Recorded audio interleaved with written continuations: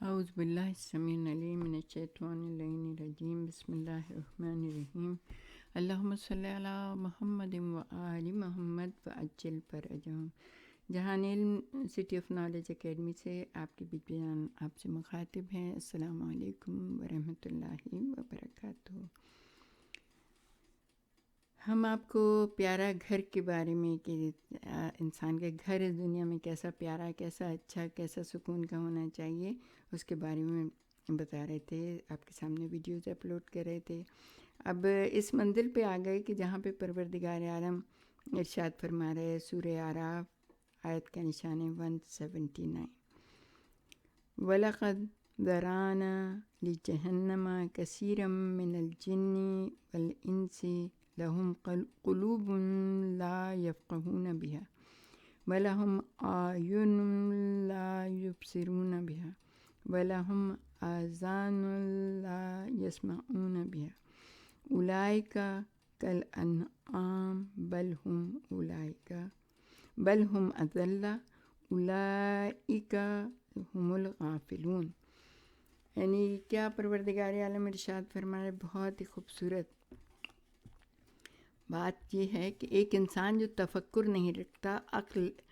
رکھتا ہے مگر غور و فکر نہیں کرتا، بس وہ انسان گویا معاشرے کے لیے درندے سے بھی برا ہے۔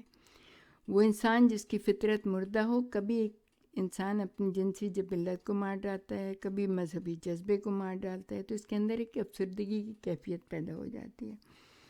اس طرح اگر کوئی انسان مذہبی فطرت کو مار ڈالتا ہے تو اس کے لیے ایک مایوسی کی حالت پیدا ہو جاتی ہے۔ ایک قرآن مجید اس شخص کے بارے میں فرماتا ہے، اس قسم کا انسان آنکھیں رکھتا ہے مگر دیکھ نہیں سکتا، بظاہر کان نظر آتے ہیں، اس کے کان ہے مگر سن نہیں سکتا، دل رکھتا ہے مگر سمجھ نہیں پاتا۔ ایسا انسان حیوان ہے، بلکہ اس سے بھی بدتر، وہ اپنے لیے جہنم کا راستہ خود بنا لیتا ہے۔ اور پروردگار عالم جو آیت ہم نے آپ کے سامنے پیش کی ہے کہ یہ جو جنات اور انسان ہیں، گویا کہ ایسا ہے کہ انہوں نے خود چوز کر لی اپنے لیے جہنم، کہ جن کے دل تو ہیں مگر قصداً ان سے سمجھتے نہیں ہیں، ان کی آنکھیں ہیں مگر قصداً ان سے دیکھتے نہیں ہیں، ان کے کان بھی ہیں مگر ان سے سننے کا کام نہیں لیتے۔ خالصتاً یہ لوگ گویا جانور ہیں، بلکہ اس سے بھی گئے گزرے، بل ہم اضل اولئک هم الغافلون۔ ان کی عاقبت جہنم ہے۔ یہ لوگ وہ ہیں کہ جنہوں نے اپنی صحیح فطرت کو کچل دیا ہے، جو خداوند عالم نے ان کی فطرت ان میں ودیت کی تھی، انہیں خود اپنے مذہبی جذبے کو مار لیا، ایک بڑا گناہ کیا، شادی نہیں کی، بڑا گناہ کیا، اور معاشرتی اور مدنی طبع یعنی شعور سے لاشعور کو پہنچ گئی، جو انسان کے لیے ایک رکاوٹ پیدا ہو جاتی ہے۔ اس طرح انسان کبھی بھی درست نہیں ہوتا۔ آخر وقت جب آتا ہے تب اس کو افسوس ہوتا ہے کہ اللہ نے مجھے کتنی مہلت دی، کتنی مجھے زندگی دی، کتنے مجھے ریسورسز دیے، اور اس کے بعد میں نے کیا کیا اور کیا کہا۔ اسلام کی نظر میں زندگی جو ہے وہ 3 قسموں پر تقسیم ہوتی ہے، جیسے کہ سمجھیں، ایک تو ہے ضروری زندگی، دوسری ہے آسودہ زندگی، اور تیسری ہے پرتعیش زندگی۔ یعنی بس اور بس دنیا میں مد کم ہے، اور دولت ہے، اور پیسہ ہے، اور جائیداد ہے، اور میں ہیں، اور گاڑیاں ہیں، اور بس یہ ہے اور وہ ہے، بس انسان اسی لیے مخصوص ہو گیا۔ ضروری زندگی کے بارے میں بتائیں گے کہ ضروری زندگی کیا ہے، یعنی تمام لوگ خوراک، لباس اور مکان کے بارے میں خود کفیل ہوں۔ اگر کوئی انسان ان چیزوں کو اپنے لیے یا اپنے بال بچوں کے لیے مہیا کرے تو اللہ کے نزدیک اس کا بہت زیادہ ثواب ہے۔ اللہ تعالیٰ کہتے وہ مرد جو اپنے بال بچوں کے لیے محنت کرے، اور وہ عورت جو اپنے شوہر اپنے بچوں کے لیے محنت و مشقت کرتی ہے تاکہ آرام کی زندگی گزار سکیں، تو اس کا ثواب گویا راہ خدا میں جہاد کرنے کے برابر ہے۔ یعنی جہاد تو وہ ہوتا ہے نا کہ گولیوں کے سامنے چلے گئے، اس کے لیے سامنے چلے گئے، تلواروں کے سامنے چلے گئے، بموں کے باڑ میں اپنے آپ کو جھونک دیا، اور اللہ کے دین کے لیے۔ لیکن اللہ تعالیٰ بہت ہی خوبصورت بات کی،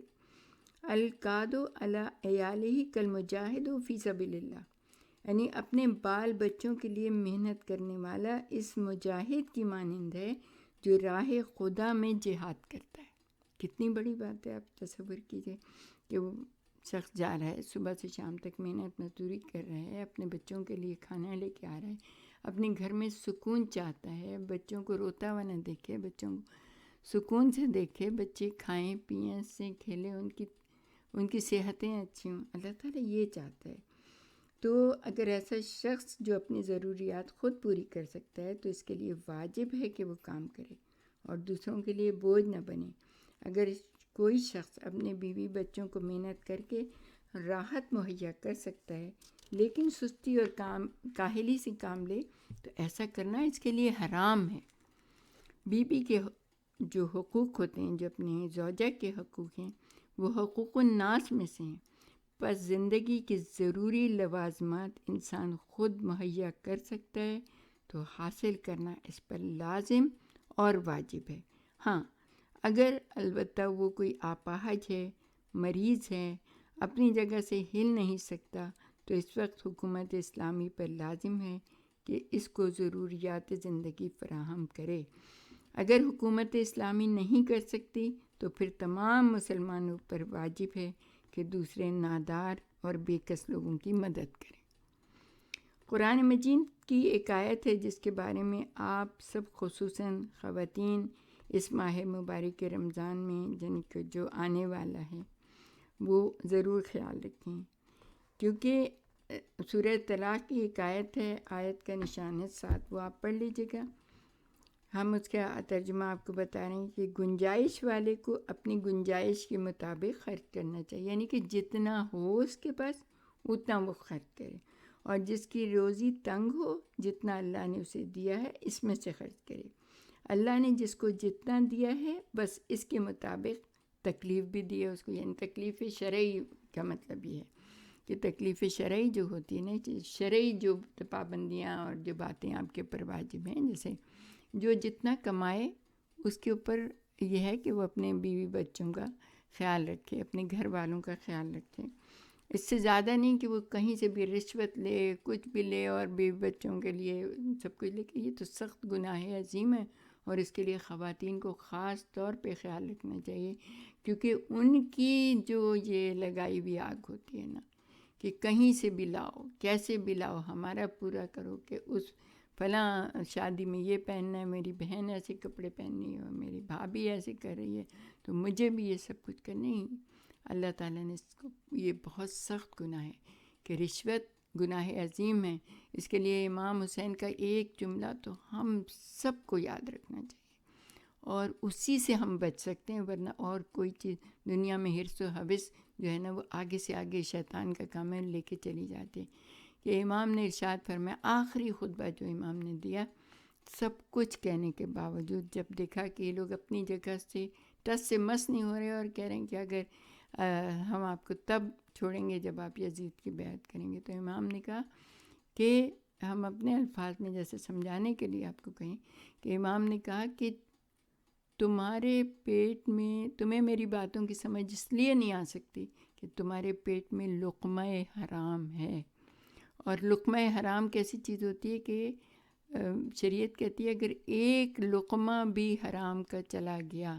پیٹ میں 40 دن تک تو اس بندے کی دعائیں قبول نہیں ہوتی۔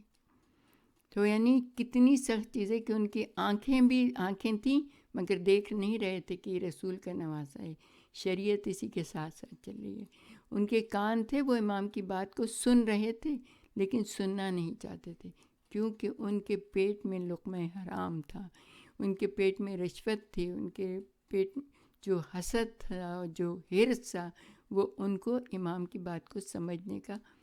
لطف ہی نہیں دے رہا تھا، موقع ہی نہیں دے رہا تھا۔ وہ سن رہے تھے، عقل بھی تھی ان کے پاس، لیکن یزید کی جو وہ حرص و حوث تھی نا، جو اس نے ابن زیاد نے کہا تھا کہ اتنے تمہاری جھولیوں کو میں زر و جواہر سے بھر دوں گا، تھیلیاں دے دوں گا تمہیں اشرفیوں کی، تو میں امام کو تو ان کی سمجھ میں نہیں آ رہا تھا کہ اس وقت ہم کیا اپنے لیے لے رہے ہیں، جہنم کی آگ ہم اپنے پیٹوں میں بھر رہے ہیں۔ اور اسی لیے کہا جاتا ہے کہ خواتین کو سب سے زیادہ محتاط ہونا چاہیے کہ اگر ان کا شوہر کچھ کم کماتا ہے، کوئی بات نہیں، آپ تھوڑی ہیلپ کرتے ہیں ان کی، تھوڑا اپنے گھر میں سادگی لے کے آئیں. اور سادگی کتنی، قناعت پسندی کتنی بہترین چیز ہوتی ہے. ایسے ایسے لوگوں کو بھی ہم نے دیکھا ہے کہ جن کے پاس 2-3 جوڑے ہوتے ہیں، جن کے بچوں کے پاس ایک جوڑا وہ سنبھال کے رکھتے ہیں کہ کہیں آنے جانے میں کام آئے، بچے صاف ستھرے جائیں، لوگوں میں ان کی عزت ہو. تو اور گھر میں بھی اچھے اور معقول طریقے سے رہتے ہیں، وہ کھانا بھی اپنے ہاتھوں سے پکاتے ہیں، اپنے گھر کی صفائی کرتے ہیں تاکہ معاشرے میں بھی ان کی عزت رہ جائے، شوہر کو بھی رشوت نہ لینی پڑے. تو عزیزان گرامی، ہمیشہ یہ یاد رکھیے کہ رشوت حرام ہے، اور اگر حرام کا پیسہ آپ کے بچوں کے جسموں میں چلا گیا، ان کے پیٹوں میں چلا گیا، تو وہی جو اللہ تعالیٰ کہتا ہے کہ کان ہیں اور سنتے نہیں، آنکھ ہیں اور دیکھتے نہیں، دماغ ہے لیکن عقل نہیں استعمال کرتے. تو قرآن فرماتا ہے کہ ہر انسان جو ہے نا وہ اپنی ضروریت، اپنی استطاعت کے مطابق اپنی اور دوسروں کی ضروریات زندگی کو مد نظر رکھے. یعنی اگر ایک انسان 10 آدمیوں کے یا 20 کو پال سکتا ہے تو اس پر لازم ہے کہ وہ ان سب کا خیال رکھے. اگر اس کی فیملی بڑی ہے تو وہ اسی حساب سے سب کو محنت کرنی چاہیے اور سب کو گھر میں سکون اور عافیت ہونا چاہیے. وآخر دعوانا ان الحمد للہ رب العالمین. ہمارے ساتھ ہی رہیے گا، ہم آپ کو اور بھی بہت بہت اچھی ساری چیزیں بتانے والے ہیں.